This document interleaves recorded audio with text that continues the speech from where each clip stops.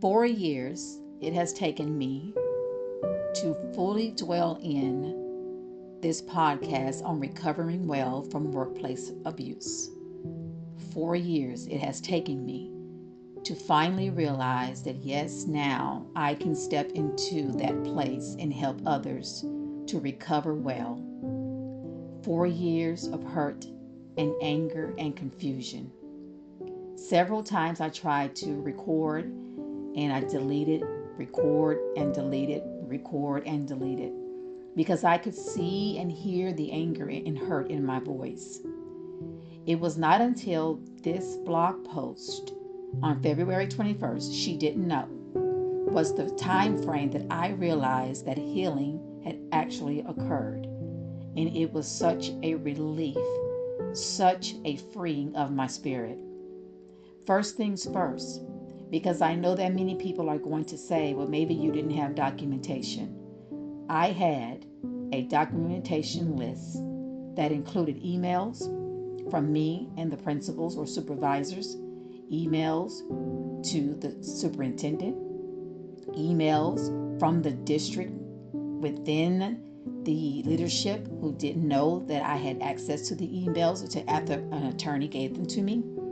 I had different contacting with government agencies.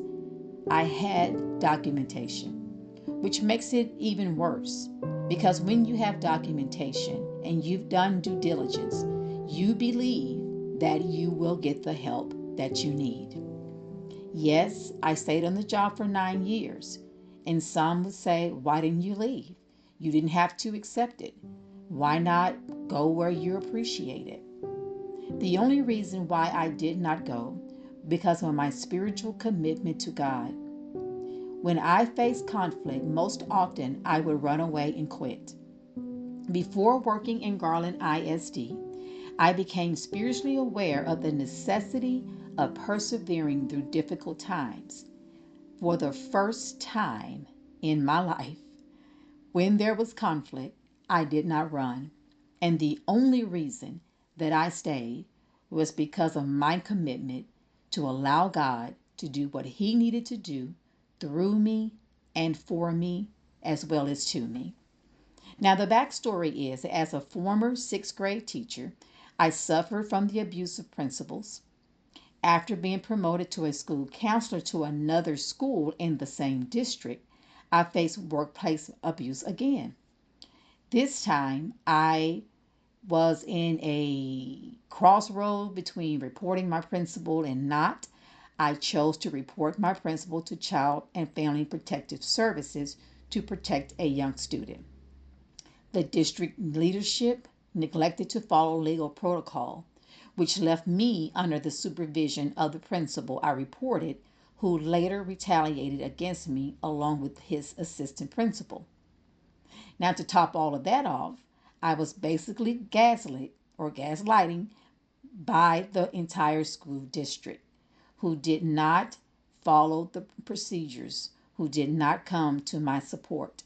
And yes, they had documentation as well. Not only did they have physical paper documentation, they also had surveillance tapes, which I was blocked from viewing. I'm not going to go too much into that particular story because the podcast is about recovering well. That's my personal goal, to help those who have been abused and survive workplace abuse. If you would like to read my story, you can find my memoir on Amazon and other bookstores. I Ate the Cake, A Journey for Justice. Some of the feelings that I want to explore today is to give you some of the just what I felt so that you know that there's someone out there that really does understand. I felt embarrassment because I didn't follow my instincts on multiple occasions. Now, the reason why I didn't follow my instincts is because when you are faced with those types of situations, you don't quite, you lose a sense of self. And so now that I'm trying to balance out running away, staying, listening to God and obeying, I'm trying to figure out how do I navigate this. And so because of those reasons, I lost a sense of When do I do this and why am I doing this? Just a basic sense of self. I was hurt. I was so hurt on many days and occasions because it truly appeared that no one could come to my rescue or no one even attempted to help. Now, that was feelings and not necessarily the reality, because later on I could pinpoint some situations where others tried to help only in the ways that they could. After all, people don't want to lose their jobs. I felt extremely isolated from others. Yes, I was surrounded about people, but I felt so isolated and I felt that even God had left me sometimes. And then there was anger. I mean, the audacity for someone to feel so entitled to abuse and to allow abuse for over a period of 9 years. Just 1 year, I did not experience the abuse, but over a period of 9 years, it was there. I was totally afraid. I was scared after things started occurring because I didn't know what would happen one day to the next. If you tried to get a little comfortable, have a little peace about being there, then something would remind you, something would happen that would remind you that you're not welcome. And then I felt extremely dumb for a lot of reasons, and more so for just staying as long as I did, but I knew I was supposed to. And the exhaustion mentally and physically was uh, wow, it was a lot. Attempting to get help within the district and outside of the district, it was mentally and physically, emotionally exhausting. And I felt lost, like a wilderness of negative emotions, just not knowing how to navigate them. It was so fast and furious. What do I do with all of this when there's no help? And I was confused. I was really, really confused. If you read the memoir, you'll see that I share some of the reasons why I was confused, but more so, it was like I just couldn't believe that people, grown people, adults in the education field would act this way. I was totally confused. And then there were days where I was extremely bitter. I was bitter because it felt that no one could fully relate and that some didn't believe me. And then low moods, very low moods, especially when others thought that I should just stop talking about it or quickly forgive and move on. Where a part of a trauma response is sometimes a repeated memory and just talking about it and talking about it and talking about it. That's a trauma response. But some would say, Michelle Obama's quote, when they go low, we go high. But I'm telling you right now, I had no desire to go high. My mind had all of these images, and going high was not one of them. So I wasn't able to have a desire for that. My only desire was rooted in, Lord, help me to be what I need to be in you. And I felt guilt. As I was pursuing justice, pursuing help, there was a constant wondering, am I doing the right thing? Am I acting in revenge? Am I acting in righteousness? Am I loving the way I'm supposed to love? So it was a constant, yes, I'm doing right. No, I'm doing wrong. It was a constant pull between what I believe. The EEOC just last year in 2023 released a report. And in this Equal Opportunity Commission report, employment report, it says that a little over 81,000 new charges of discrimination occurred. There was a 10% increase in that before the year of 2022.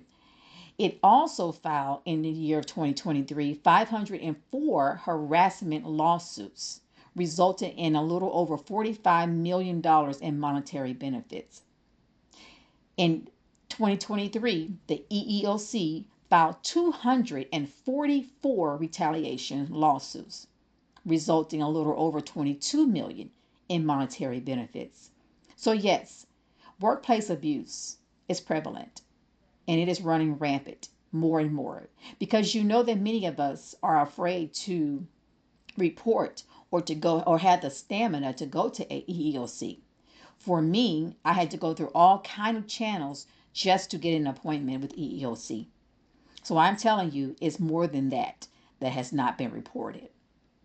Some of the emotions that occur with chronic trauma, because workplace abuse does categorized as trauma. You can have flashbacks, like I said earlier, a distorted sense of self, the inability to control your emotions, physical pains like stomach aches, headaches, sleep disturbances. So, workplace abuse can lead to PTSD. And some will want you to move on from this. And I'm telling you, it's very, very difficult.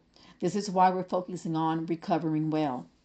Well, the first step to recovering well is to understand that God never asked us to not feel or to pretend we aren't hurt. Many readers commented to me about feeling the anger in my memoir or saying, wow, I can tell you were very upset. And my question is like, okay, so 9 years of harassment and retaliation, and I'm supposed to be happy about that? I'm supposed to not be angry? I'm not supposed to be hurt? Come on. 9 years, harassment, retaliation. I think it's okay to have feelings associated with that event. The question should be, am I angry about the things that would anger God? Since God never asked us not to be angry, then I should align my anger with things that would anger Him. The Bible says, yes, be angry, but sin not. So it gives the indication that it is okay to have this particular emotion. 1 Kings 11, the 9th through 10th verse, God became angry with King Solomon who followed other gods. In Proverbs 17:15, it says, God detests acquitting the guilty and condemning the innocent. Proverbs 6:16 through 18 gives a list of things that God hates: haughty eyes, a lying tongue, hands that shed innocent blood, a heart that devises wicked schemes, and feet quick to rush to evil. So the question, am I angry about the things that would anger God? And when you look at workplace abuse, most often haughty eyes exist, prideful hearts, often lying tongue exist. And we also have people who are rushing to do evil because they're in authority and they can do what they want to you, so they believe. And when it comes to your innocence, they condemn it. And then they protect those who are guilty. These are the things that anger God. So why can we not have any emotion towards that? Why can we not be angry? It angers God. God loves justice. So anything that has an unbalanced scale, God hates. So the question is, are my emotions based on God's righteousness? If my emotions are based on God's righteousness, then I am allowed to have those emotions. We are created in God's image, meaning we are created to make visible the invisible characteristics of our Creator. We share with God in morality, responsibility, rationality, creativity, and relatability. We don't deny human rights. To go to your workplace and be allowed to do your job in peace, as long as you're being productive, should be the norm.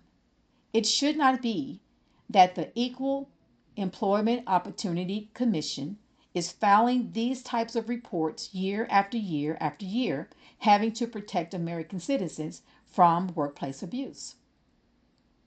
You have a right to your feelings, and many of your friends and family will not understand unless they have experienced workplace abuse.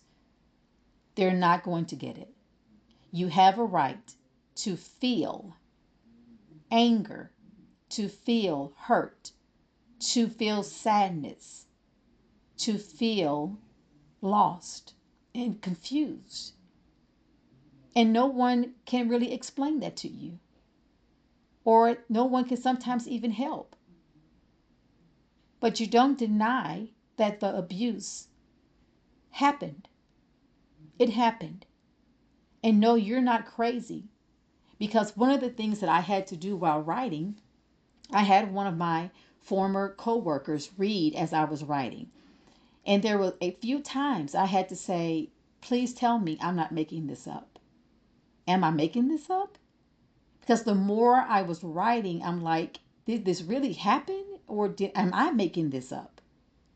And it took her to tell me, no, these things happen, because she was there for the majority of it. And she says, no, this happened. And that is what gave me the courage to continue to write, because I want people to know that this really exists. And I also wanted others to see what it does to a person, what it does. It is very difficult to navigate workplace abuse because you are expected to produce while being mistreated. You're expected to smile while being mistreated. You're expected to regulate your emotions while being mistreated. You have gone through a lot. If you have witnessed abuse, or if you have suffered from abuse on your job, you have gone through a lot. Do not deny your feelings, and find someone that you can talk to. Find someone who can understand, because it's very important.